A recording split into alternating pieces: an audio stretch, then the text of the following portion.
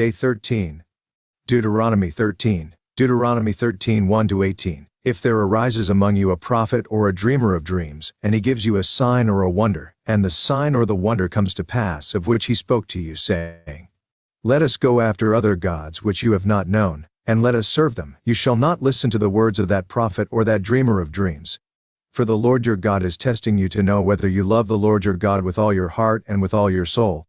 You shall walk after the Lord your God and fear him, and keep his commandments and obey his voice, you shall serve him and hold fast to him.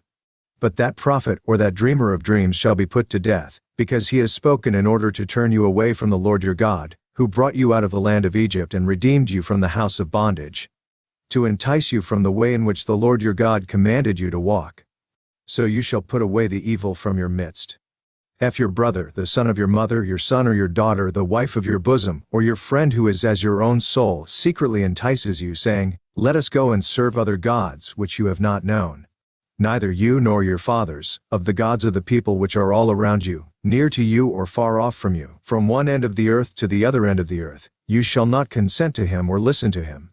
Nor shall your eye pity him, nor shall you spare him or conceal him, but you shall surely kill him. Your hand shall be first against him to put him to death, and afterward the hand of all the people. And you shall stone him with stones until he dies, because he sought to entice you away from the Lord your God, who brought you out of the land of Egypt, from the house of bondage. So all Israel shall hear and fear, and not again do such wickedness as this among you.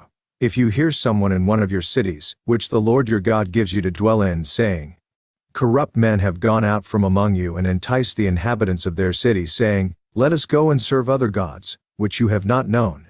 Then you shall inquire, search out, and ask diligently, and if it is indeed true and certain that such an abomination was committed among you, you shall surely strike the inhabitants of that city with the edge of the sword, utterly destroying it, all that is in it and its livestock with the edge of the sword.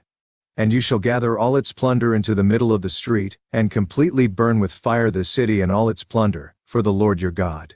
It shall be a heap forever, it shall not be built again. So none of the accursed things shall remain in your hand, that the Lord may turn from the fierceness of his anger, and show you mercy. Have compassion on you and multiply you, just as he swore to your fathers, because you have listened to the voice of the Lord your God, to keep all his commandments which I command you today, to do what is right in the eyes of the Lord your God. UCG Bible Commentary, Deuteronomy 13, Punishment for attempting to entice others into idolatry. A dreamer of dreams. Moses continues warning against the danger of pagan worship. God commanded that everyone who would try to introduce Israel to the worship of other gods had to be killed, including one's brother, son, daughter, wife, or close friend. So all Israel shall hear and fear, and not again do such wickedness as this among you. Deuteronomy 13, 6-11. Today the death penalty is not being carried out, of course, by spiritual Israel, the church. Nevertheless, the principle of spiritual and, if need be, physical separation from wrong influences still applies. Christ clearly told his disciples, He who loves father or mother more than me is not worthy of me. And he who loves son or daughter more than me is not worthy of me. Matthew 10:37-38. Christ expects his disciples to choose between him and their relatives when it comes to conflict in worship and true Christian living.